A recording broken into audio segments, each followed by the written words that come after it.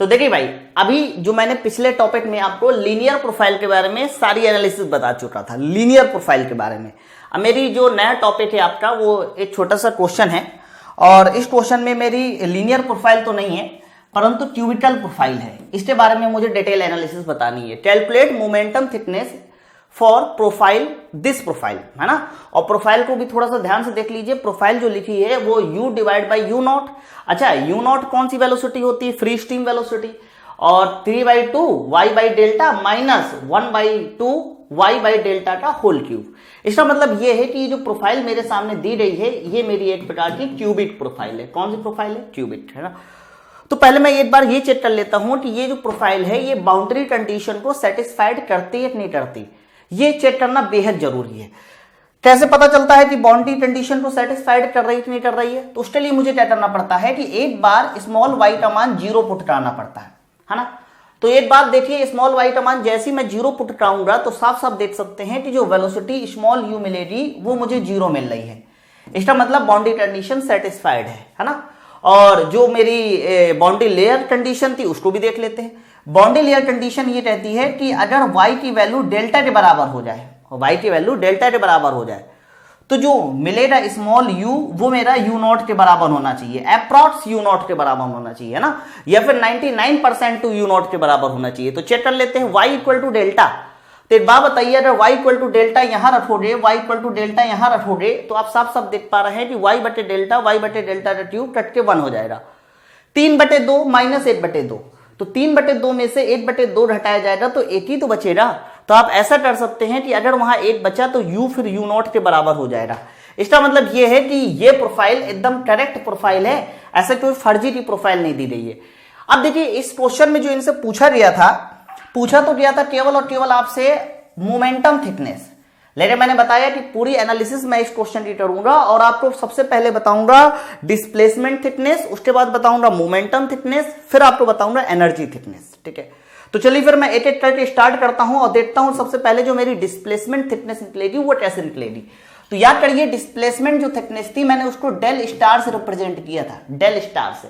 और del star का जो फॉर्मूला आया था वो आया था इंटीग्रेशन 0 से डेल्टा, और अंदर जो था वो था 1 minus u divide by u naught, और यहां पर था हमारा कह सकते हो dy। तो 1 माइनस du बटे u divide by u naught और इंटू dy। तो ये फॉर्मूला मेरे डेल स्टार का था। डेल स्टार का मतलब हो गया डिस्प्लेसमेंट थिकनेस। अब u बटे यू नॉट का मान उठा के यहां पुट करा दीजिए, और जैसे ही पुट कराएंगे तो वैसे ही बड़े आराम से मुझे डेल स्टार पता चल जाएगा। डेट मीन्स डिस्प्लेसमेंट थिकनेस पता चल जाएगी। तो नोट कर लेते हैं, यहां से देख लेते हैं डिस्प्लेसमेंट थिकनेस कितनी आएगी। तो डिस्प्लेसमेंट थिकनेस देखी जाएगी तो इंटीग्रेशन 0 से डेल्टा, अंदर देखिए क्या बचेगा। तो अंदर जो बचेगा वो मेरे पास हो जाएगा 1 माइनस, अब u divide by u not. तो u divide by u naught का मान देखिए कितना है, लेकिन माइनस में है ना, तो कंफर्म यहां पर माइनस हो जाएगा 3/2, और y divide by delta minus minus plus, जब वो माइनस अंदर जाएगा तो उसको कर देगा प्लस, तो प्लस 1/2, और अंदर हो जाएगा y डिवाइड बाई डेल्टा का क्यूब। चेक कीजिए, है ना। और साथ साथ कह सकते हो कि इसका पूरे का इंटीग्रेशन, तो पूरे का इंटीग्रेशन है तो मैं छोटा सा यहां dy और लिख देता हूं, है ना। तो चलो फिर मैंने माइनस को अंदर ले लिया हूं डायरेक्ट, तो वो माइनस हो गया, वो जो माइनस में था वो मेरा प्लस में हो गया। अब मुझे इसका इंटीग्रेशन कराना है तो करा दीजिए इंटीग्रेशन, और इंटीग्रेशन के बाद रिजल्ट भी लगाना है, मतलब कंडीशन भी लगानी है, लिमिट भी लगानी है, तो लगा देते हैं। तो पहले बताइए 1, तो 1 का इंटीग्रेशन भाई सबको पता है क्योंकि y के सापेक्ष हो रहा है तो y हो जाएगा, माइनस आगे लिखा है 3/2 y डिवाइड बाई डेल्टा। तो y का इंटीग्रेशन करना है ना, तो y का इंटीग्रेशन हो जाएगा y²/2। तो भैया मेरे जब y²/2 हो जाएगा तो यहां 2 और ऊपर वाला पहले से 2 लखा हुआ है, इंटीग्रेशन के बाद और नीचे 2 आया तो कंफर्म यहां 3/4 हो जाएगा, y²/2 3/4, और अंदर हो जाएगा सर कह सकते हो y² और डिवाइड बाई डेल्टा। ये मेरा y का इंटीग्रेशन हो गया ना। अच्छा, प्लस आगे क्या लिखा हुआ है 1/2, तो 1/2 तो थोड़ा और सही कर लेते। देखिए अंदर है y³, तो y³ का इंटीग्रेशन हो जाएगा y⁴/4, y⁴/4, तो बटे 4 करोगे तो यहां पर 1/8 आ जाएगा, और ऊपर हो जाएगा y⁴, और नीचे देखा जाए तो नीचे सर हो जाएगा डेल्टा क्यूब। तो ये जो पूरा मान आया मेरे पास, इस पूरे मान में मुझे लिमिट भी लगानी पड़ेगी, इस पूरे मान में लिमिट भी लगानी पड़ेगी, और लिमिट हो जाएगी 0 से डेल्टा, 0 से डेल्टा। चेक कीजिए, बहुत ज्यादा टिपिकल कॉन्सेप्ट नहीं है, एकदम इजी कॉन्सेप्ट है, बहुत इजी कॉन्सेप्ट है। अब थोड़ा सा देखना पड़ेगा कि सर इसमें क्या किया जाए। देखिए पहले डेल्टा रखिए वाई के स्थान पे, और वाई के स्थान पे 0 रखने का कोई मतलब ही नहीं, क्योंकि वाई के स्थान पे तुम 0 रखोगे तो वैसे भी सारे के सारे मान ऑटोमेटिक 0 हो जाएंगे।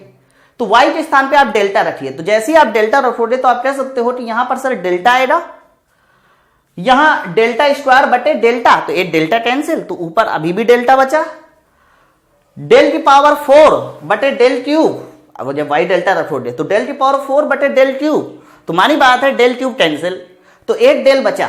तो इसका मतलब ये हुआ कि हर एक पॉइंट से ऊपर डेल डेल डेल बच रहा है, इसका मतलब हर एक पॉइंट से ऊपर डेल कॉमन हो जाएगा। तो मैं ऐसा कह सकता हूं कि सर यहां पर जो स्टार डेल स्टार का मान आएगा उसमें हर एक से डेल कॉमन हो जाएगा।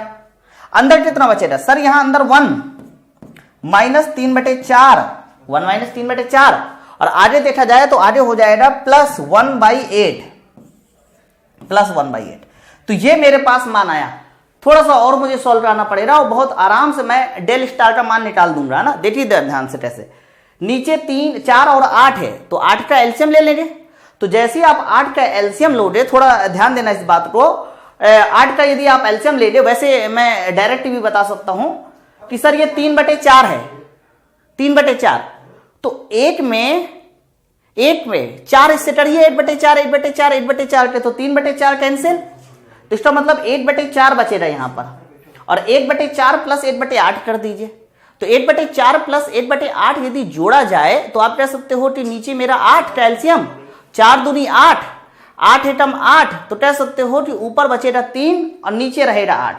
ठीक है, तो मैं इस बात को आगे वाले पेज में, नेक्स्ट पेज में लिख देता हूं कि डेल स्टार का मान कितना ले रहे हैं यहां से।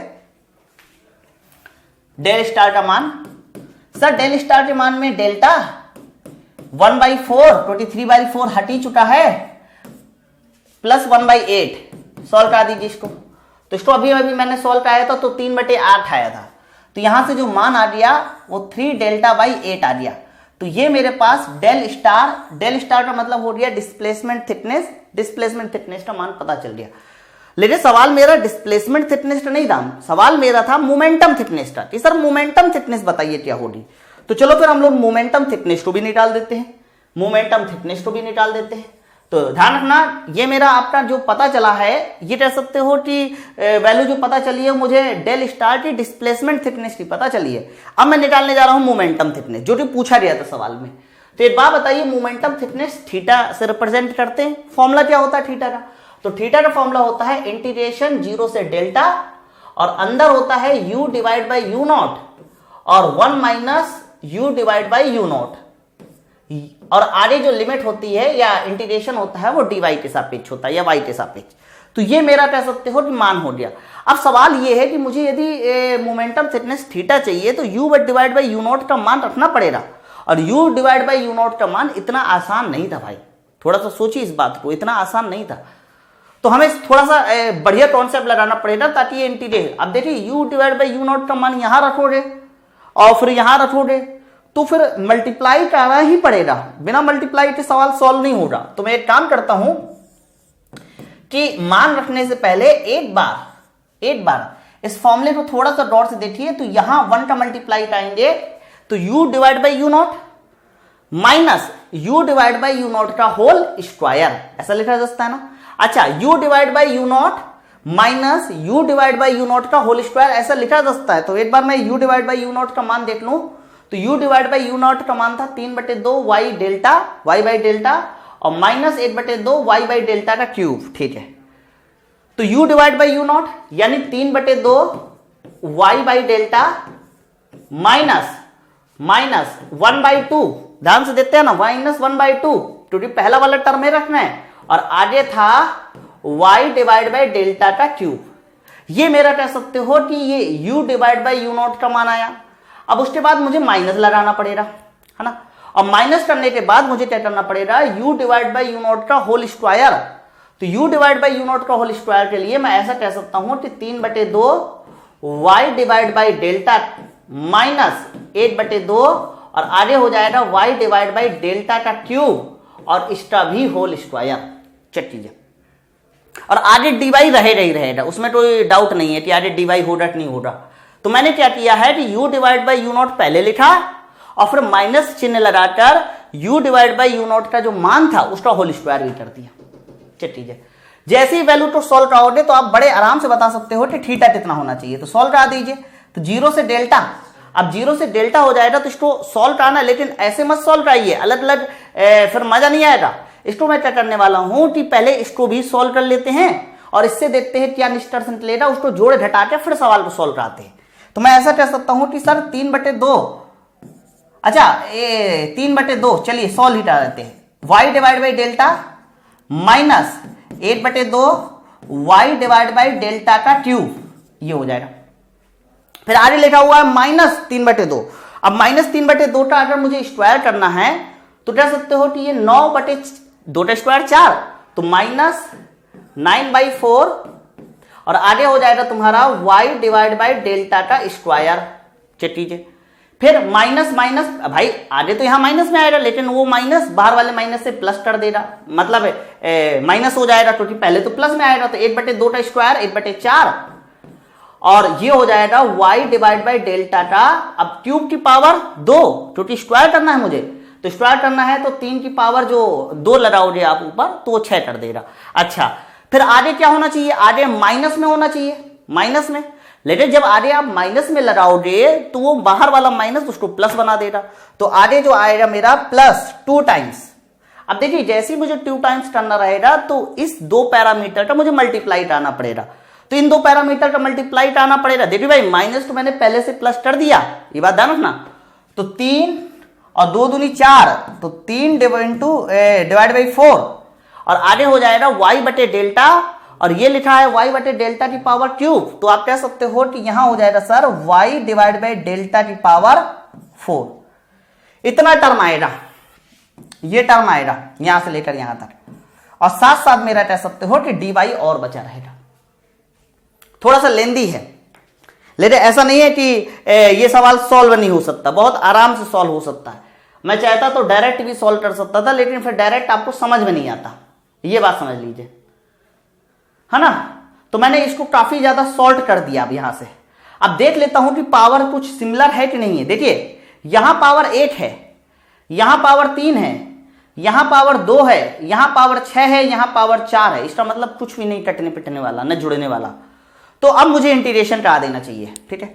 तो मैं नेक्स्ट पेज में इसका इंटीग्रेशन देख लेता हूं कि इसका इंटीग्रेशन कितना आएगा। अब ध्यान से देखते आना, इंटीग्रेशन थीटा बराबर निकालना हूं, इंटीग्रेशन निकालने वाला हूं, लेकिन इंटीग्रेशन के साथ साथ लिमिट भी लगा दूंगा। लिमिट इसलिए लगा दूंगा क्योंकि जब 0 लगाई जाती है तो कुछ मुझे मिलेगा नहीं, और डेल्टा लगाया जाएगा तो कंफर्म 8 पावर में, भाई देखिए डेल्टा जब y के स्थान पे डेल्टा रखोगे ना तो ऊपर और नीचे में से कट केवल 80 डेल्टा बचेगा ऊपर, श्योर है एकदम हर बार।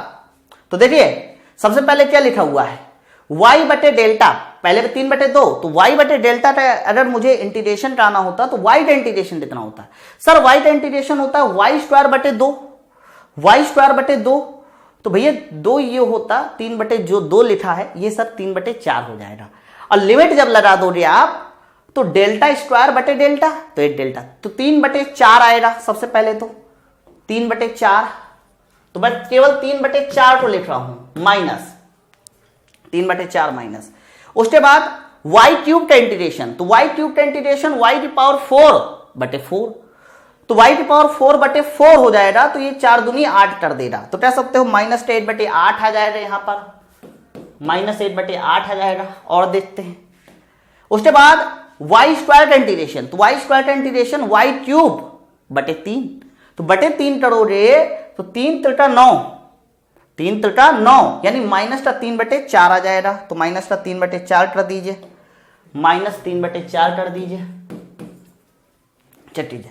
फिर और क्या बचेगा सर, ये टर्म हो चुका है, ये टर्म हो चुका, अब वाले टर्म की बारी, y की पावर 6, तो y की पावर 6 का इंटीग्रेशन हो जाएगा y की पावर 7/7, तो /7 तो 7 × 2 28 यानी -8/28 आएगा, उल्टा चलेगा, -8/28 आएगा, -8/28 आएगा। आगे और देख लेते हैं, और क्या बचेगा सर, ये देखिए ये 2/3/4, अब ये लिखा है y की पावर 4, तो y की पावर 4 का यदि इंटीग्रेशन कराओगे तो y की पावर 5/5, तो बटे 5 आया, तो आप ऐसा कह सकते हैं कि 2 दूनी 4 पेन से कैंसिल कर दीजिए, तो 2 बचेगा यहां पर, और y की पावर 5/5 आया तो 5 दूनी 10, तो 3/10, वो भी प्लस का 3/10, तो प्लस का यहां पर आएगा 3/10, और सबसे जब लिमिट डेल्टा लगाई जाएगी तो ये आपका मान भी मिलेगा, साथ साथ एक बाहर डेल कॉमन भी हो जाएगा, तो इसका मतलब ये हुआ कि मेरे पास यही मान आएगा, श्योर है एकदम, ठीक है। तो लिमिट को लगाना थोड़ा अपने आप में कॉम्प्लिकेटेड चीज होती है, लेकिन आप उसको अगर ध्यान से समझिए तो मैंने देखी किस तरह से इतने बड़े इंटीग्रेशन को फटाफट बता दिए कि सॉल्व करा सर ये आने वाला है रिजल्ट, है ना, क्योंकि हर बार जो है जब लिमिट डेल लगाओगे तो डेल क्यूब तो नीचे डेल स्क्वायर रहेगा, फिर तो एक ही डेल बचेगा, श्योर है एकदम, इसमें कोई डाउट ही नहीं है।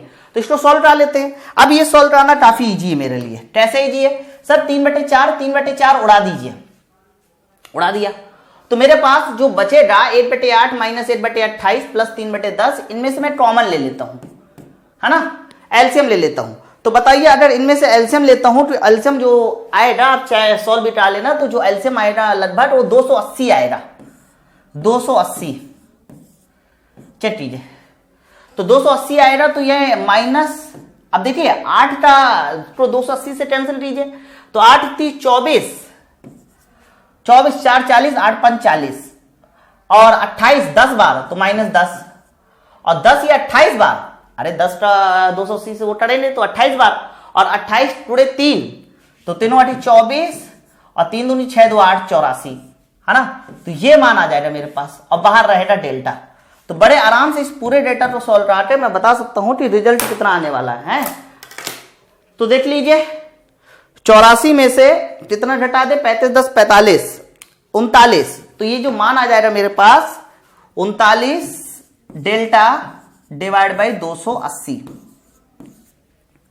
39 डेल्टा डिवाइड बाई 280, ठीक है।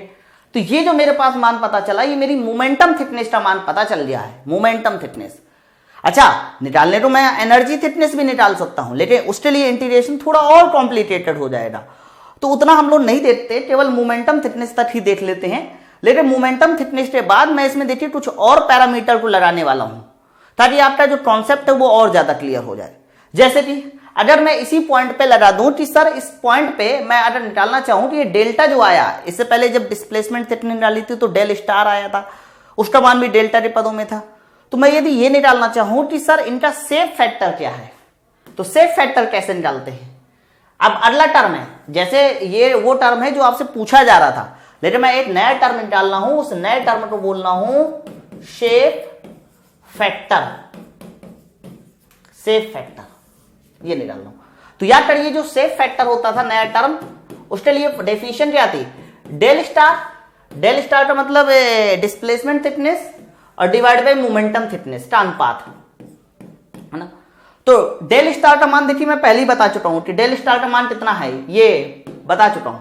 तो डेल स्टार का मान आया था 3 डेल्टा बाई 8, 3 डेल्टा बाई 8, तो यहां पर ये मान आ दिया 3 डेल्टा बाई 8, जबकि मोमेंटम थिकनेस कितनी आई है 39 डेल्टा बाई 280। तो आप चेक कर सकते हैं कि यहां पर डेल से डेल कैंसल आउट हो जाएगा, और जो मान आ जाएगा मेरे पास वो 3 × 280 ऊपर, और नीचे जो आ जाएगा वो 39 × 8 आ जाएगा। अब चाहो तो आप इनको कैंसल आउट कर सकते हो बड़े आराम से, देखिए कैसे कैंसल आउट हो जाएगा। तो आप देख पा रहे हैं 3 से ये 13 बार, और 8 से 8 3 24, 4 40, 8 5 40, तो इसका मतलब ये हुआ कि जो h का मान आ गया सर वो 35 डिवाइड बाई 13 आ गया, 35 डिवाइड बाई 13। तो ये मेरा कहलाता है शेप फैक्टर। तो मैंने शेप फैक्टर भी निकाल लिया, है ना। अच्छा, शेप फैक्टर निकाल लिया, मैं आपको पूरी एनालिसिस बता रहा हूं, क्योंकि इस तरह की एनालिसिस एक बार मैं लीनियर प्रोफाइल के लिए बता चुका हूं, और इस बार जो है क्यूबिकल प्रोफाइल के लिए एनालिसिस बता रहा हूं। अब मुझे अगर इस डेल का मान चाहिए, इस डेल का मान चाहिए, डेल क्या था अगर याद करिए, डेल था thickness of boundary layer. What is del?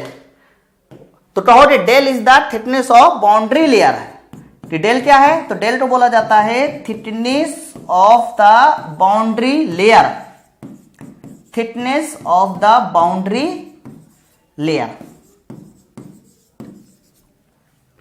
तो सवाल यह है कि अगर मुझे डेल चाहिए या यू चाहिए थी मोमेंटम थिकनेस थीटा चाहिए, तो डेल निकालना पड़ेगा ना। तो डेल निकालने के लिए मुझे लगाना पड़ता है फिर वॉन कारमैन इक्वेशन। ठीक है, तो चलिए फिर अब मैं पूरे अगली स्लाइड में ही पूरी एनालिसिस से कह सकता हूं कि जो आपने क्यूबिटल प्रोफाइल अभी पढ़ी, अब मैं लगाने जा रहा हूं von Karman equation. Von Karman equation, Karman equation.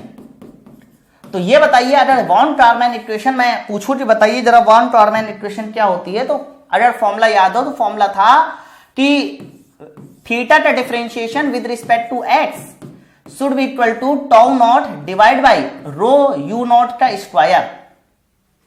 ये तो हमारी वॉन कारमैन इक्वेशन थी। लेकिन मुझे दोनों चीजें पता होनी चाहिए, एक तो थीटा पता होना चाहिए, दूसरा टाउ नॉट पता होना चाहिए। तो थीटा तो अभी थोड़ी देर पहले आप निकाल ही चुके हो, थीटा तो अभी थोड़ी देर पहले आप निकाल ही चुके हो। ये देखिए 39 delta divide by 280, 39 delta divide by 280, ये मेरे पास थीटा का मान था।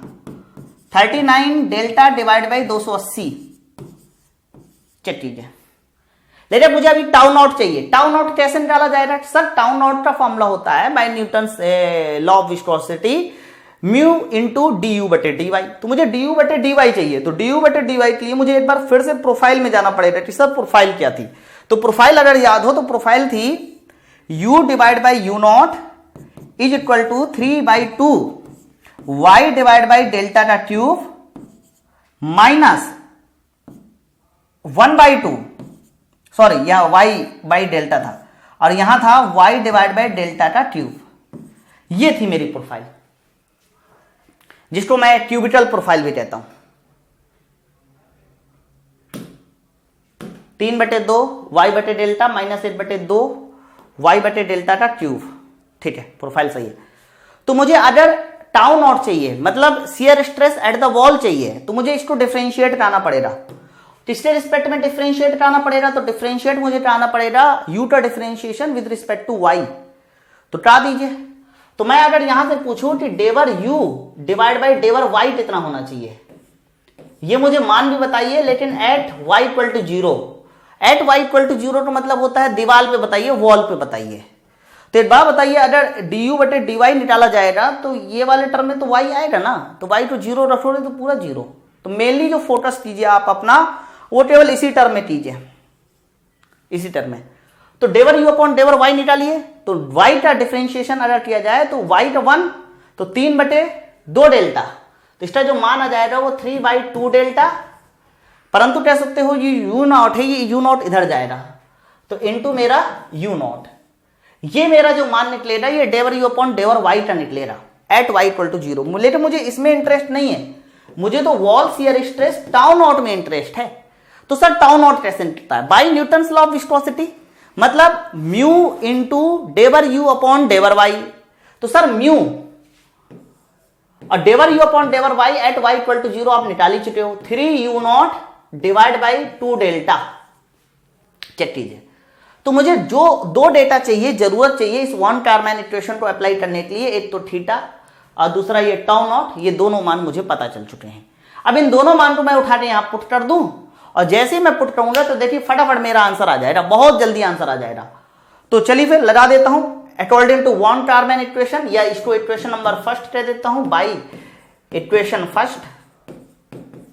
ठीक है, तो बताइए इक्वेशन फर्स्ट में सबसे पहले मुझे करना है कि थीटा का मान उठा के यहां रखना है।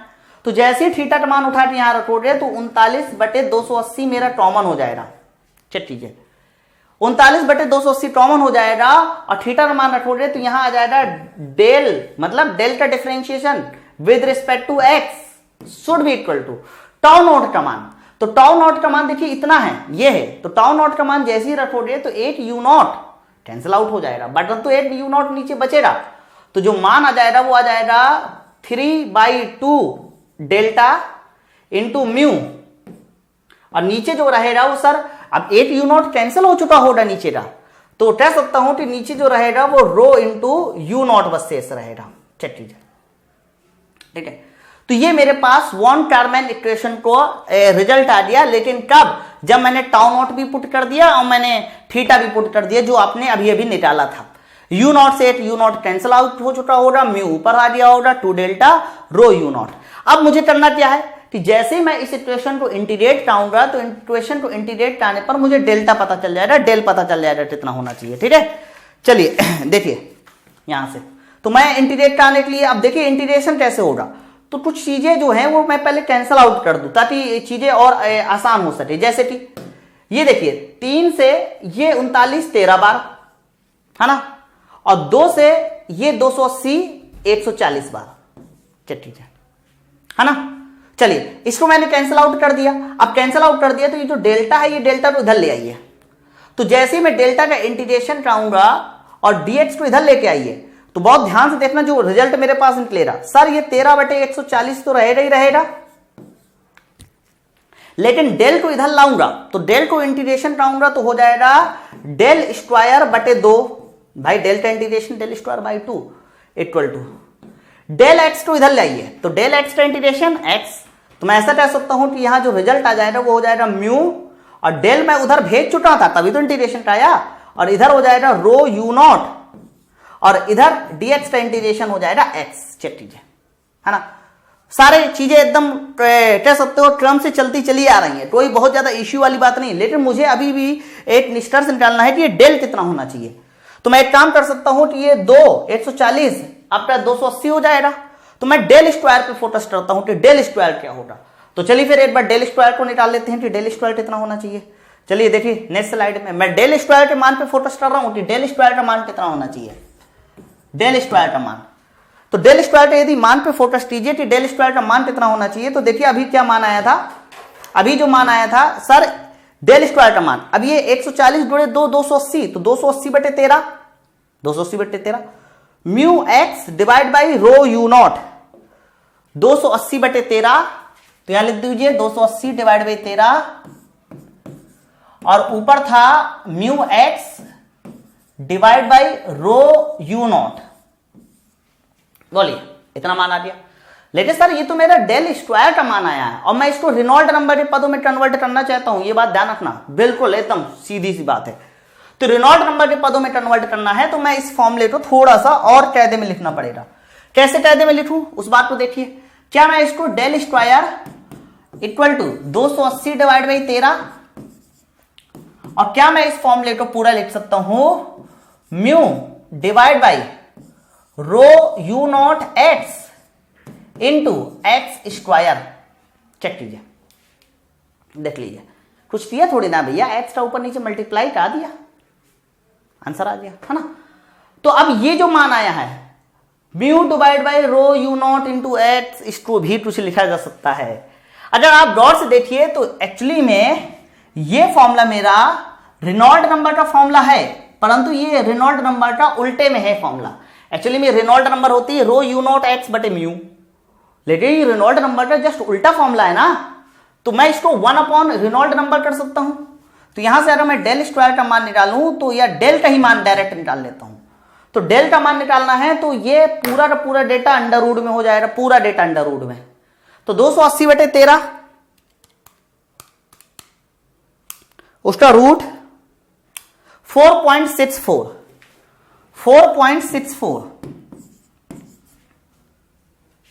सर एक्स स्क्वायर क्या है, एक्स स्क्वायर, तो एक्स स्क्वायर का अंडर रूट एक्स, और मैंने अभी अभी कहा कि ये जो टर्म लिखा है एक्चुअली में ये 1 रेनॉल्ड नंबर है। ये जो टर्म लिखा है आपका, ये टर्म क्या है, ये 1 रेनॉल्ड नंबर है एट डिस्टेंस एक्स। तो ये बताइए अगर ये 1 रेनॉल्ड नंबर है तो 1 रेनॉल्ड नंबर तो आए, लेकिन आपने अंडर रूट भी तो ले लिया, तो अंडर रूट हो जाएगा REX। देख लीजिए, ये मेरा फॉर्मूला प्रूफ हो गया, ये मेरा फॉर्मूला प्रूफ हो गया। 4.64x divide by under root REX। देख लीजिए, चेक कीजिए, तो ये फॉर्मूला मेरा रेनॉल्ड डेल का आ गया। डेल मतलब थिकनेस ऑफ बॉन्ड लेयर, तो ध्यान रखना thickness of bond layer 4.64x divide by under root REX होती है, परंतु क्यूबिटल प्रोफाइल। और याद करिए मैंने पहले भी बता रखा है कि जब भी कभी प्रोफाइल ना दी जाए तो हम लोग कौन सा रिजल्ट अप्लाई करते हैं? तो हम लोग अप्लाई करते हैं ब्लेसियस रिजल्ट, ये रिजल्ट अप्लाई करते हैं। अब ब्लेसियस रिजल्ट में जो डेल मैंने आपको बताया था वो बताया था for laminar flow 5x divide by under root REX। ये तो ध्यान रखना क्या अंतर होता है, ये फॉर्मूला आपको उस समय लगाना है जब प्रोफाइल ना दी जाए, when no profile are given, कोई प्रोफाइल ना दी जाए। लेकिन ध्यान रखना जब भी कभी प्रोफाइल दी जाती है तो वहां पर पहले हमें डेल का फॉर्मूला प्रूव करना पड़ेगा, बिल्कुल ठीक इसी तरीके से, बिना प्रूविंग नहीं होगी अगर आपको प्रोफाइल दी जाती है। और प्रोफाइल नहीं दी जाती तो आप ये वाले फॉर्मूले को लगाइए, आंसर पाइए, काम खत्म, चेक कीजिए। बोलिए इतनी बात सबको समझ में आ रही है? अब सवाल ये है कि सर आपने डेल तो निकाल लिया, अब मान लीजिए मुझे चाहिए होता wall shear stress tau naught बताइए, wall shear stress tau naught बताइए, तो मैं वो भी बता सकता हूं, wall shear stress tau naught, पूरी एनालिसिस है इस पूरे टॉपिक की, ध्यान रखना। अब मुझे अगर चाहिए होता wall shear stress tau not तो उसको भी देख लीजिए, wall shear stress tau not मुझे चाहिए। तो टाउ नॉट इससे पहले मैं आपको प्रूफ कर चुका हूं, लेकिन वो प्रूव इन हुई थी इन टर्म्स ऑफ डेल्टा। तो देखिए टाउ नॉट इसी के लिए मैं आपको क्या बता चुका हूं, इसी के लिए मैं आपको टाउ नॉट यहां नहीं था, ये हो चुका है, ये था, ये देखिए ये है tau not, mu into 3u1/2 delta, mu into 3u1/2 delta, mu into 3u1 u0 divide by 2 delta, ये था मेरा टाउ नॉट। और अभी अभी आपने डेल्टा निकाल ही चुके हैं, डेल्टा क्या निकला है? डेल्टा निकला है 4.64x divide by under root Reynold number. तो मैं कह सकता हूं कि अगर मुझे डेल पता है तो यहां से टाउ नॉट कितना बन जाएगा? तो टाउ नॉट बन जाएगा म्यू इंटू 3u0 बाई 2, लेकिन मुझे डेल्टा नहीं 1 डेल्टा है रखना है, तो अंडर रूट रेनॉल्ड नंबर ऊपर और नीचे हो जाएगा 4.64 इंटू एक्स। चेक कीजिए, चाहूं तो इसको थोड़ा सा और ढंग से कायदे से लिख लेता हूं, है तो कायदे में लिख लिया जाए, तो कायदे में लिखा जाएगा तो 3/2 या 3 डिवाइड बाई 2 इंटू 4.64 0.3232। तो ये जो टाउ नॉट का मान आ गया मेरे पास वो आ गया 0.3232 और आगे हो जाएगा mu u0 under root Reynold number और कह सकता हूं कि बाई एक्स। चेक कीजिए, तो ये मेरे पास wall shear stress tau naught का मान आ गया। आसान सा टॉपिक है ना? मुझे सारे डेटा बता दीजिए सर, मैं वॉल शियर स्ट्रेस बता दूंगा tau not at distance x, और यहां से देखिए जो रेनॉल्ड नंबर होता है वो x के समानुपाती होता है, नीचे अपॉन में x आया है, तो अगर दोनों से निष्कर्ष निकाला जाए तो मैं ये भी निष्कर्ष निकाल सकता हूं कि जो वॉल शियर स्ट्रेस आया इस फॉर्मूले से वो 1/√x के समानुपाती है। मैं शुरुआत में बता चुका था 1/√x के समानुपाती होता है वॉल शियर स्ट्रेस, परंतु ये कंडीशन किस फ्लो के लिए? For laminar flow, for laminar flow. Check कीजिए, बोलिए इतनी बात सबको समझ में आ रही ना? अच्छा, वो लेमिनार फ्लो के लिए मैंने वॉल शियर स्ट्रेस बताया कि अंडर रूट 1/√x के समानुपाती है, ये बात सही है। अब मैं चाहूं तो इससे लोटल फ्रैक्शन कोफिशिएंट भी बता सकता हूं। लोटल फ्रैक्शन कोफिशिएंट बहुत ज्यादा कुछ खास नहीं, अगर आपको याद हो तो लोटल फ्रैक्शन कोफिशिएंट निकालना है यदि मुझे, जिसको मैं CFX कहता था, लोटल फ्रैक्शन कोफिशिएंट, तो इसका फॉर्मूला हो जाएगा wall shear stress divide by half rho u0 square. सीधी सी बात है, आप ये वाले फॉर्मूले को लगाइए, टाउ नॉट का मान आपको पता ही है, बाकी u0 इधर से उधर हो जाएगा और आप आराम से इस फॉर्मूले को लगाइए तो आपको टाउ नॉट पता चल जाएगा। ठीक है, CFX पता चल जाएगा। बहुत सारे डेटा इससे कैंसल आउट हो जाएंगे, उसकी आप टेंशन मत लीजिए, केवल रेनॉल्ड नंबर बचेगा और मोस्टली जो डेटा होंगे वो सब कैंसल आउट हो जाएंगे। ठीक है, क्योंकि रेनॉल्ड नंबर की भी कुछ पावर जो है वो कैंसल आउट हो चुकी होगी। तो ये वाले फॉर्मूले से आप CFX निकाल सकते हैं। अच्छा, एक चीज और निकाली जाती है, उस चीज को मैं अभी बताया भी नहीं है, ड्रैग फोर्स। तो उसको भी 1 मिनट 2 मिनट समझ लीजिए कि ड्रैग फोर्स कैसे कैलकुलेट किया जाता है, फिर आपका यहां से ये टॉपिक फिनिश हो जाएगा है।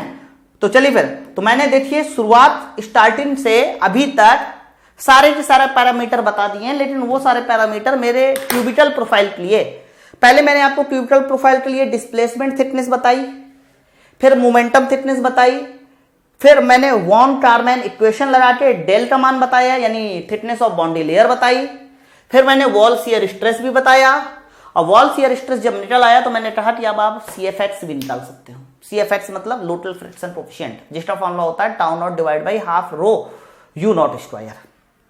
अब सवाल ये होता है कि सर मैं ड्रैग फोर्स कैसे निकालूं, ड्रैग फोर्स कैसे निकालूं, तो उस बात की भी चर्चा सुन लीजिए कि ड्रैग फोर्स कैसे निकाला जाएगा। 2 मिनट बस रुकिए, मैं ड्रैग फोर्स निकालना आपको बता देता हूं कि सर ड्रैग फोर्स कैसे निकाला जाएगा।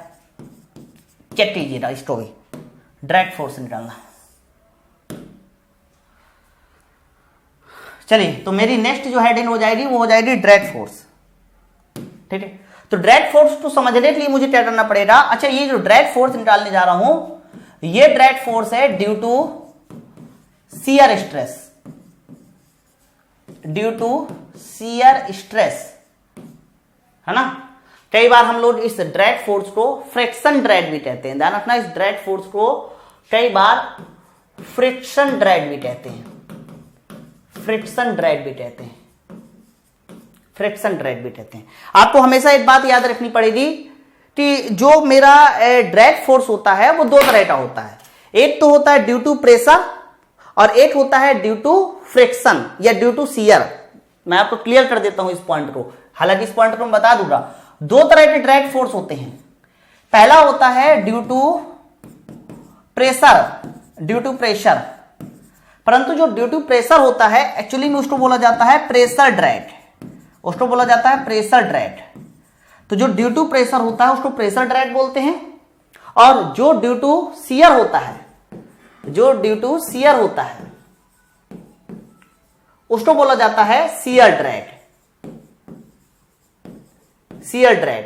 शियर ड्रैग कहिए या इसी के और भी नाम है, इसी को बोला जाता है फ्रिक्शन ड्रैग, ये सारे नाम इसी के हैं, फ्रिक्शन ड्रैग, या कई बार हम लोग इसको स्टिन ड्रैग भी कहते हैं, स्टिन ड्रैग भी कहते हैं। ठीक है, तो हमेशा ध्यान रखना जो ड्रैग फोर्स होते हैं वो 2 तरह के होते हैं। एक ड्यू टू प्रेशर जिसको प्रेशर ड्रैग बोला जाता है, due to shear, shear drag, friction drag. तो यहां ये जो हम बात कर रहे हैं ना, ये एक्चुअली में इस वाले ड्रैग की बात कर रहे हैं।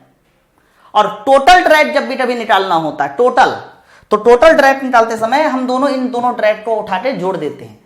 तो जब भी कभी दोनों ड्रैग को उठा के जोड़ देंगे तो टोटल ड्रैग, कई बार क्वेश्चन पूछा जाता है टोटल ड्रैग क्या होता है, तो ध्यान रखना pressure drag plus friction drag, ऐसे 4-5 ऑप्शन मिलते हैं। Total drag, what is total drag, option मिलेगा friction drag minus shear drag, sorry minus pressure drag, pressure drag minus जो है फ्रिक्शन, तो माइनस में नहीं होता, प्लस में। तो टोटल ड्रैग ध्यान रखना प्रेशर ड्रैग और शियर ड्रैग दोनों का योगफल होता है। और यहां जो बात हो रही है ड्रैग फोर्स की, ये एक्चुअली में फ्रिक्शन ड्रैग की बात हो रही है और ड्यू टू शियर। ठीक, हालांकि इस बात को मैं आगे चल के और भी अच्छे से एक्सप्लेन करूंगा, तो इस पॉइंट को आप अभी से लिख लीजिए कहीं साइड में। अब मैं इस बात को प्रूव इन करने जा रहा हूं कि ये हमारा ड्रैग कितना होगा। ठीक है, चलिए ध्यान दीजिए ना। तो हमारी जो बात हो रही है यहां पर, ये मैंने अभी बताया कि कौन सी बात हो रही है, शियर ड्रैग की बात हो रही है, ड्यू टू शियर स्ट्रेस, है ना। चलिए फिर स्टार्ट करते हैं समझना।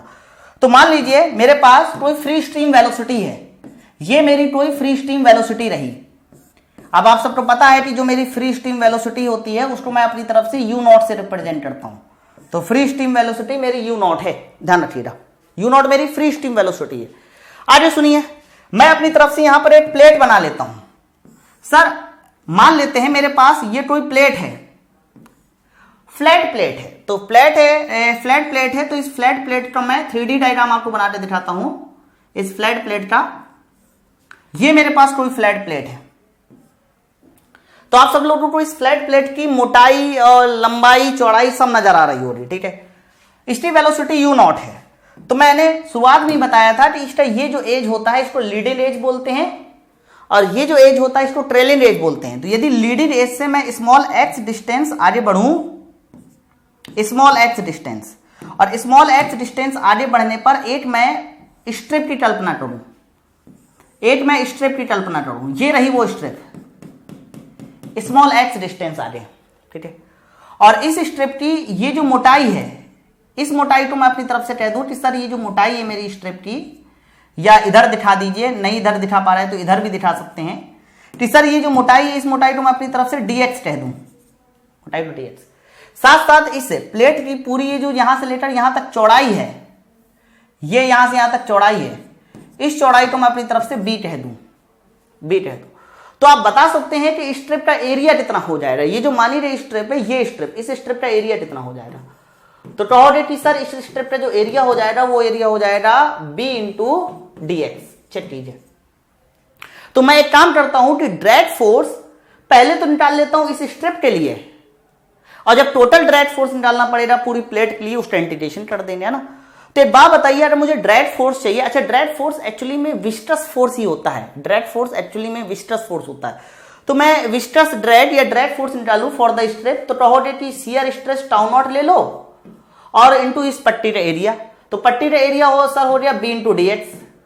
परंतु ये जो ड्रैग फोर्स आया ये मेरी केवल और केवल जो है स्ट्रिप के लिए आया है, लेकिन मुझे टोटल ड्रैग फोर्स चाहिए, टोटल ड्रैग फोर्स। तो मुझे इस पैरामीटर के क्या करना पड़ेगा, इंटीग्रेशन।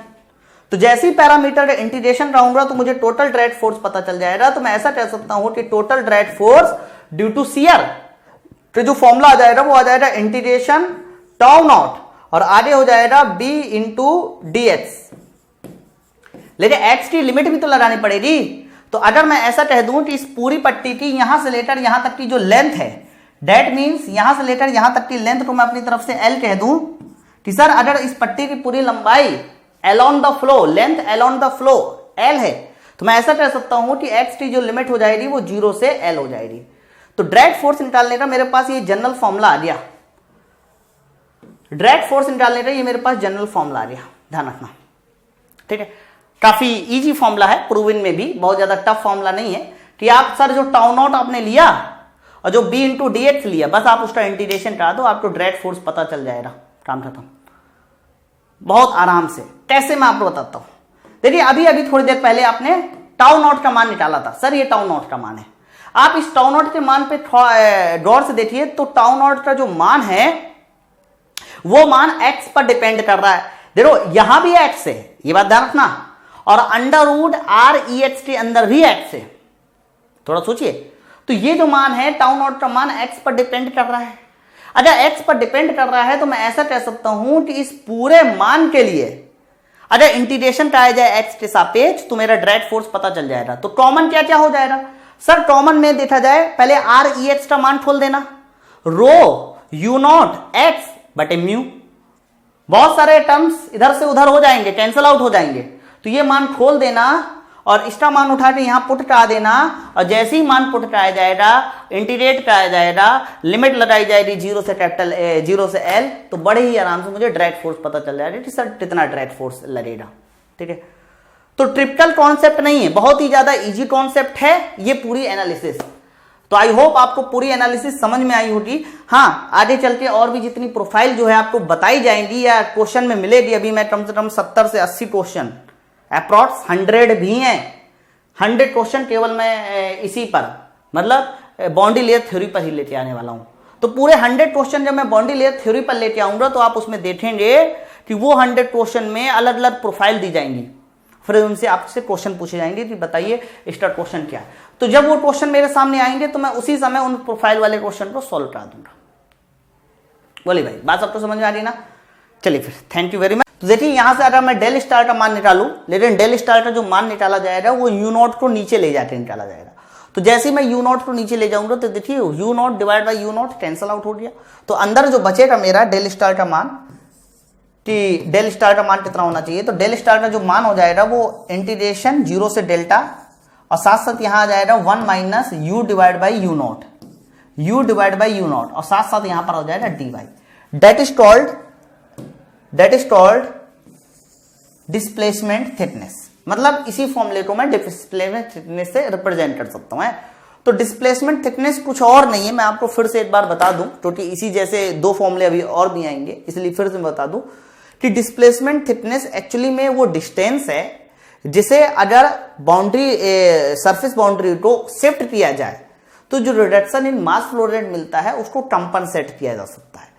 तो reduction in mass flow rate को कंपनसेट करने के लिए बाउंड्री को, सॉलिड बाउंड्री को जितना डिस्प्लेस किया जाए वही डिस्प्लेसमेंट ही मेरा कह सकते हो डिस्प्लेसमेंट थिकनेस कहलाता है। और इसकी जो वैल्यू आई, ये फॉर्मूला जो आया है, डेल स्टार का जो मान आया है वो आया है 0 से डेल्टा 1 माइनस यू बटे u naught into d y. U बटे यू नॉट का मान वेलोसिटी प्रोफाइल से पता चल जाएगा, जो मैंने अभी थोड़ी देर पहले आपको बताई थी वेलोसिटी प्रोफाइल। और जैसे ही यहां वैल्यू पुट कराएंगे तो वैसे ही सारा रिजल्ट ऑटोमेटिक निकलते हुए चला आएगा है। डेफिनेशन को एक बार मैं फिर से देख लूं ताकि बात समझ में आ जाए। Distance by which solid boundary should be displaced, solid boundary should be displaced to compensate for the reduction in mass flow rate due to boundary layer formation. That's it. मैंने बताया कि किस तरह से इसका डेरिवेशन किया गया। तो ये फॉर्मूला आपको याद हो जाना चाहिए, क्योंकि ये फॉर्मूले से बहुत सारे अभी कॉन्सेप्ट, बहुत सारे फॉर्मूले जो है और प्रूव किए जाएंगे और साथ साथ इस पर ऑब्जेक्टिव भी बनते हैं। ठीक है, तो डिस्प्लेसमेंट थिकनेस यहां से कंप्लीट। तो डिस्प्लेसमेंट थिकनेस को मैंने डेल स्टार से रिप्रेजेंट किया, तो ये ध्यान रखना आपका। ठीक है, आगे बात सुनिए। फिर इसके बाद अगला जो हमारा पॉइंट आएगा वो आएगा मोमेंटम थिकनेस, बिल्कुल ठीक उसी तरह से। और फिर अगला जो पॉइंट आएगा वो आएगा एनर्जी थिकनेस। तो पहले मैं मोमेंटम थिकनेस समझ लेता हूं क्या होती है, और उसके बाद आगे बात कर रहे हैं। नेक्स्ट टॉपिक है मेरे पास मोमेंटम थिकनेस। मोमेंटम थिकनेस, अब देखिए मोमेंटम थिकनेस की डेफिनेशन बिल्कुल ठीक उसी तरह से। सीधी सी बात यह है कि जब आपने प्लेट का इस्तेमाल किया तो वहां पर एवरेज वेलोसिटी का मान घट गया। तो एवरेज वेलोसिटी घटेगी तो मास फ्लो रेट घटेगा, मोमेंटम घटेगा, साथ साथ काइनेटिक एनर्जी भी घटेगी। थोड़ा सोचिए इस बात को। तो अगला मोमेंटम थिकनेस क्या होती है? Distance by which solid boundary should be displaced to compensate for the reduction in momentum. मैंने अभी बताया थोड़ी देर पहले कि जब सॉलिड बाउंड्री को आप लगाओगे तो एवरेज वेलोसिटी घट जाती है, एवरेज वेलोसिटी से डिस्चार्ज घट जाता है, तो मास फ्लो रेट घट जाता है। तो मास फ्लो रेट को कंपनसेट करने के लिए बाउंड्री जितना डिस्प्लेस की जाए that is called displacement thickness. Momentum भी घट जाता है, तो मोमेंटम को जो रिडक्शन इन मोमेंटम मिला है, तो मोमेंटम को कंपनसेट करने के लिए बाउंड्री जितनी डिस्प्लेस की जाए that is called momentum thickness. उसी तरह से एनर्जी को कंपनसेट, काइनेटिक एनर्जी को कंपनसेट करने के लिए बाउंड्री को जितना डिस्प्लेस किया जाए that is called energy thickness. तो ये वाला मेरा अगला टर्म है मोमेंटम थिकनेस। तो सुनिए पहले मोमेंटम थिकनेस को रिप्रेजेंट किससे करते हैं? मोमेंटम थिकनेस को रिप्रेजेंट करते हैं थीटा से। मोमेंटम थिकनेस को रिप्रेजेंट करते हैं थीटा से। Distance by which boundary should be displaced to compensate for the reduction in momentum. Reduction in momentum, तो देखिए बहुत ध्यान से सुनना जो मैं बात बता रहा हूं यहां पर। जब आप लोग बाउंड्री सरफेस लेके आते हैं, बाउंड्री सरफेस तो कह रहा है सॉलिड सरफेस चाहिए, जब आप लोग सॉलिड सरफेस लेके आते हैं तो सॉलिड सरफेस लेके आने से आपकी जो एवरेज वेलोसिटी होती है, एवरेज वेलोसिटी उसका मान घटता है, घटता है। तो एवरेज वेलोसिटी के मान घटने से मास फ्लो रेट घटेगा, मोमेंटम घटेगा, क्योंकि वेलोसिटी घटी है तो मोमेंटम भी घटेगा, मोमेंटम भी घटेगा, और उसके साथ साथ मेरा काइनेटिक एनर्जी भी घटेगी। तो मास फ्लो रेट को कंपनसेट करने के लिए बाउंड्री जितनी डिस्प्लेस की जाए that is called displacement thickness. Momentum को कंपनसेट करने के लिए जितनी बाउंड्री डिस्प्लेस की जाए that is called momentum thickness. Kinetic energy को कंपनसेट करने के लिए बाउंड्री, क्योंकि तीनों के फॉर्मूले में भैया वेलोसिटी आता है इसलिए घटेंगे आपका। काइनेटिक एनर्जी को कंपनसेट करने के लिए बाउंड्री जितनी डिस्प्लेस की जाए that is called energy thickness. तो मैंने आपको वो बता दिया था, पहला वाला मास फ्लो रेट को कंपनसेट करने के लिए यानी डिस्प्लेसमेंट थिकनेस बता दी थी। अब मेरे पास नेक्स्ट फॉर्मूला आता है मोमेंटम थिकनेस का। तो सुनिए भाई मोमेंटम थिकनेस का क्या फॉर्मूला होता है? मोमेंटम थिकनेस थीटा का फॉर्मूला भी बिल्कुल ठीक उसी जैसा ही होता है। इंटीग्रेशन 0 से डेल्टा, बाहर आता है u divide by u naught और अंदर होता है 1 minus u divide by u naught, और इंटीग्रेशन मेरा dy के सापेक्ष। तो ध्यान रखना ये फॉर्मूला मेरा मोमेंटम थिकनेस का होता है, ये फॉर्मूला मेरा मोमेंटम थिकनेस का होता है। तो ये फॉर्मूले की मैंने इस बार प्रूविन नहीं चाहिए, प्रूविन बिल्कुल ठीक उसी तरह से हो सकती है, बस उसमें ध्यान देना पड़ेगा कि जिस तरीके से आपने डिस्प्लेसमेंट थिकनेस के लिए मास फ्लो रेट के फॉर्मूले को इस्तेमाल किया है, तो यहां आपको मास फ्लो रेट का फॉर्मूला नहीं इस्तेमाल करना, मोमेंटम का फॉर्मूला इस्तेमाल करना है। प्रूविन बिल्कुल ठीक उसी जैसी होती है, ठीक है। तो ये जो थीटा का मैंने फॉर्मूला, अब याद कैसे करें सर? डिस्प्लेसमेंट थिकनेस में केवल इतना था, मोमेंटम थिकनेस में u बटे यू नॉट थोड़ा सा और बाहर है, यू बटे यू नॉट थोड़ा सा और बाहर, ठीक है। कोई आपसे पूछे कि सर इस मोमेंटम थिकनेस का मात्रक क्या होगा, तो देखो भाई यू बटे यू नॉट का कोई मात्रक नहीं, यू बटे यू नॉट का कोई मात्रक, डीवाई डिस्टेंस, तो कन्फर्म इसका मात्रक मीटर ही होगा, है ना। चलिए नेक्स्ट हेडिंग देखते हैं। अगली हेडिंग क्या है मेरे पास, अगली हेडिंग है एनर्जी थिकनेस। तो मैंने बताया कि एनर्जी को कंपनसेट करने के लिए, काइनेटिक एनर्जी को कंपनसेट करने के लिए बाउंड्री जितनी डिस्प्लेस की जाए that is called energy thickness, boundary जितनी डिस्प्लेस की जाए। तो ध्यान से सुनना एनर्जी थिकनेस क्या हो, फॉर्मूला क्या होगा। तो सर अगर मैं बात करता हूं एनर्जी थिकनेस की कि सर ये एनर्जी थिकनेस का फॉर्मूला क्या होना चाहिए। अच्छा, एनर्जी थिकनेस को रिप्रेजेंट किससे करते हैं, एनर्जी थिकनेस को रिप्रेजेंट करते हैं डेल डबल स्टार से, डेल डबल स्टार से, ध्यान रखना। तो जो डेल डबल स्टार का फॉर्मूला होता है वो क्या होता है, उसे भी सुनिए। डेल डबल स्टार का जो फॉर्मूला होता है वो होता है इंटीग्रेशन 0 से delta u divide by u not 1 minus u divide by u naught का स्क्वायर इंटू डी वाई। तो ये फॉर्मूला ध्यान रखना, ये फॉर्मूला मेरे एनर्जी थिकनेस का होता है। कुछ करना नहीं है, जो अंदर हमारा u divide by u not था यहां पर, उसका स्क्वायर कर दीजिए। जब आप स्क्वायर कर देंगे तो ये फॉर्मूला मेरे एनर्जी थिकनेस का बन जाता है, जिसको मैं डेल डबल स्टार से रिप्रेजेंट करता हूं, ठीक है। तो बाकी जो पहले वाली थिकनेस थी जिसको मैंने डिस्प्लेसमेंट थिकनेस कहा था, उसका फॉर्मूला तो मैंने प्रूफ किया था, लेकिन ये एनर्जी थिकनेस और मोमेंटम थिकनेस का प्रूफ नहीं किया। ये बस आपको समझना है टोटली प्रूविंग इतनी ज्यादा खास इंपॉर्टेंट नहीं, मैंने ये आपको कट बताई है। तो ये मेरी energy thickness total. Next slide देखता हूं, अगली स्लाइड क्या है मेरे पास।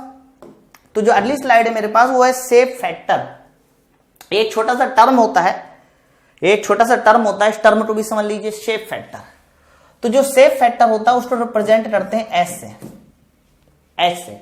और एच का जो फॉर्मूला होता है वो होता है सर, ऊपर रखिए डिस्प्लेसमेंट थिकनेस जिसको मैं डेल स्टार से कहा था, और नीचे रखिए आप लोग मोमेंटम थिकनेस जिसको मैंने थीटा कहा था। इन दोनों का जो रेशियो होता है, इन दोनों के रेशियो को ही शेप फैक्टर बोला जाता है, ठीक है। हालांकि एच का जो मात्रक है वो कोई मात्रक नहीं होगा, ध्यान रखिएगा, एच की कोई यूनिट नहीं है। तो शेप फैक्टर मैं कह सकता हूं डिस्प्लेसमेंट थिकनेस और मोमेंटम थिकनेस का जो अनुपात है, भाई डिस्प्लेसमेंट के बाद मोमेंटम ही तो आया था, तो डिस्प्लेसमेंट थिकनेस और मोमेंटम थिकनेस का जो अनुपात है उसी अनुपात को शेप फैक्टर कहते हैं। शेप फैक्टर की कोई यूनिट नहीं होती है, नो यूनिट है। बोलिए, तो ये जो छोटे छोटे टर्म्स थे तीनों मोमेंटम के बारे, तीनों हमारे थिकनेस के बारे में, वो आपको समझना है। साथ साथ ये एक हेडिंग मैंने और बताई शेप फैक्टर, ये आपको समझना है, ठीक है। तीनों का फॉर्मूला एक ही जैसा है, बहुत आसान, ठीक है। तो चलिए फिर अब मैं क्या करता हूं कि उन तीनों पॉइंट को एक बार आपको क्लियर करा देता हूं ताकि आपको और अच्छे समझ में आ जाए। देखिए होता क्या है, सबसे पहले मैंने जो पढ़ा, जो लाइन है, क्रम है, इन सबको याद करने का। सबसे पहले मैंने पढ़ा डेल्टा। डेल्टा, डेल्टा क्या था सर, डेल्टा था thickness of boundary layer. Del या डेल कह दीजिए, डेल्टा नहीं कह रहा है तो डेल कह दीजिए। तो डेल थी थिकनेस ऑफ बाउंड्री लेयर, ठीक है। डेल के बाद मैंने पढ़ा del star. Sir del star क्या था, डेल स्टार था डिस्प्लेसमेंट थिकनेस। डेल स्टार के बाद मैंने पढ़ा थीटा। थीटा क्या था sir, momentum thickness, momentum thickness. उसके बाद मैंने पढ़ा del double star. Sir del double star क्या था, एनर्जी थिकनेस, है ना। तो ये क्रम आपको याद होना चाहिए, ये क्रम याद होना चाहिए। ये क्या था सर, ये था हमारा thickness of boundary layer, thickness of boundary layer, boundary layer ये था। उसके बाद सर डेल स्टार क्या था, डेल स्टार था displacement thickness, displacement thickness, displacement thickness. Sir ये क्या था, ये था मोमेंटम थिकनेस, मोमेंटम थिकनेस। उसके बाद अगला वाला पॉइंट ये क्या था, थिकनेस। डेल डबल स्टार क्या था सर, डेल डबल स्टार था एनर्जी थिकनेस, एनर्जी थिकनेस। तो क्रम आपको पता होना चाहिए, ये बात ध्यान रखिएगा। अच्छा, इन दोनों का जो रेशियो था उसको मैंने शेप फैक्टर का, इन दोनों का रेशियो, इसका रेशियो इसके साथ है, इन दोनों का रेशियो तो ही शेप फैक्टर का। अब एक बार फॉर्मूला और देख लीजिए। सबसे पहले मैंने डेल स्टार का फॉर्मूला बताया। डेल स्टार का सर फॉर्मूला था 0 से delta integration 1 minus u divide by u naught into d y. ये फॉर्मूला मेरे डेल स्टार का आया। डेल स्टार मतलब कह सकते हो डिस्प्लेसमेंट थिकनेस, ये फॉर्मूला मेरा डेल स्टार का आया। उसके बाद अगला जो फॉर्मूला था थीटा, जिसको मोमेंटम थिकनेस कहा जाए, तो मोमेंटम थिकनेस का फॉर्मूला था इंटीग्रेशन 0 से delta u divide by u naught बाहर कीजिए और अंदर था 1 minus u divide by u naught into d y. तो ये फॉर्मूला था मेरा मोमेंटम थिकनेस का। तो कुछ करना नहीं था, बाहर u divide by u naught और लगा देना था। और एक फॉर्मूला और था मेरा एनर्जी थिकनेस। तो energy thickness del double star का जो फॉर्मूला था वो था इंटीग्रेशन 0 से delta u divide by u naught बाहर और 1 minus u divide by u naught का स्क्वायर डी वाई। ये फॉर्मूला मेरा डेल स्टार का था, ठीक है। और मैंने एक और पॉइंट अभी थोड़ी देर पहले डिस्कस किया। ये पॉइंट इसलिए बार बार रिवाइज कराए जा रहे हैं ताकि इन्हीं पर ही ऑब्जेक्टिव क्वेश्चन बने रहे, इन्हीं पर ही आपको चीजें समझनी है। एक पॉइंट अभी मैंने और डिफाइन किया था, उस पॉइंट को बोला था सेफ फैक्टर। सेफ फैक्टर, तो सेफ फैक्टर जो x था उसका फॉर्मूला क्या था सर? x का फॉर्मूला था डिस्प्लेसमेंट थिकनेस और डिवाइड बाय मोमेंटम थिकनेस। तो डिस्प्लेसमेंट थिकनेस और मोमेंटम थिकनेस के अनुपात को मैं सेफ फैक्टर कहता हूं। बोलिए भाई, बात सबको क्लियर है? तो तीनों थिकनेस मैंने आपको बता दिया। अब इन तीनों थिकनेस को किस तरह से अप्लाई करके, वेलोसिटी प्रोफाइल को अप्लाई करके हम लोग इन तीनों के मान निकालते हैं, उन सारे बातों को देखना अभी बाकी है, ठीक है। चलिए, थैंक यू वेरी मच।